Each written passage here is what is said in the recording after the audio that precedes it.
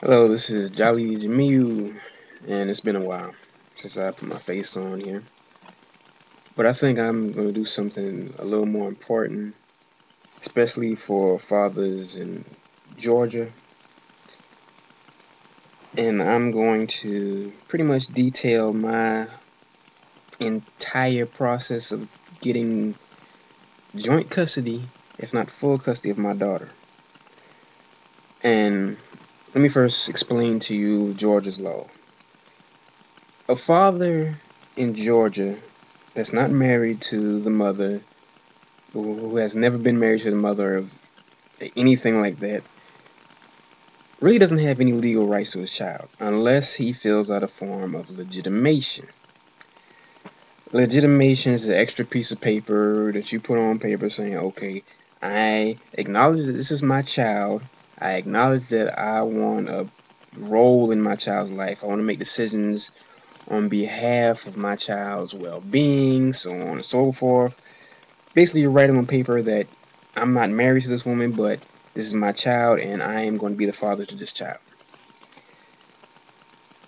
And this is, in my opinion, it's almost a waste of time.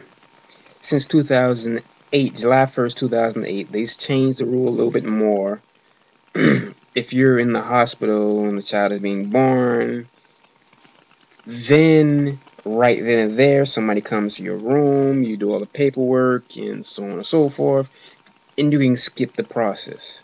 Well, the process is made easier. It's not really skipping it, it's just made easier. You can get a paternity test right there, and it's all voluntary for the first, I think, year of the child's life. Now, for everybody's child who was born before then, my daughter was born in 2004. It's a little different. I am. I signed the birth certificate like any father who loves his children would do. I was happy. I filled out everything. So if you look at her birth certificate, you will see my handwriting writing out her mother's name, the address we stayed in, and my daughter's information. Everything. I named her. I was first to hold her. It was a father situation. I was proud I had a child. But me and her mother's relationship broke down. We never got married. I wasn't going to marry her. And, you know, because of the breakdown of the relationship, that's why it was not going to happen. And now we live in two different cities, so separated by 4 to 5 hours. And the reason why I'm doing this now, not really doing this whole process now, but, well, one of the reasons why, but the reason why I am now doing this video and going to do a series of videos of my situation is because my daughter's birthday was yesterday. I went to Atlanta the weekend before. Basically, I came back Monday from. Virus database has been updated. Yeah, I have virus protection. Anyway, I went to Atlanta. Shouldn't need to. Anyway, I went to see my daughter. Called her mother throughout the week before. Called her when I got in town. Called her grandmother's house. Called everybody. I'm in town. Can I see my child? Can I bring her all her presents? Bought her a lot of stuff. Didn't get any answer. So now it's been crunch time a long time ago. I pay child support. Not a problem. I'm happy to pay child support. The problem is I want to see my child. I want to be in my daughter's life. My daughter would love for me to be in her life because she lives with her mother and her mother's fiance, husband, boyfriend, whoever he is. I don't know their situation. They had a second child and he has a child before, and they all live in one house. Two of the children call him daddy. You know, my daughter's stuck in the middle because she knows her daddy is me, but she doesn't see him on a regular basis. It's complicated for a child to just go through these types of things and just where's my daddy? And then when your daddy wants to come around and nobody answers your daddy call, and what's the problem?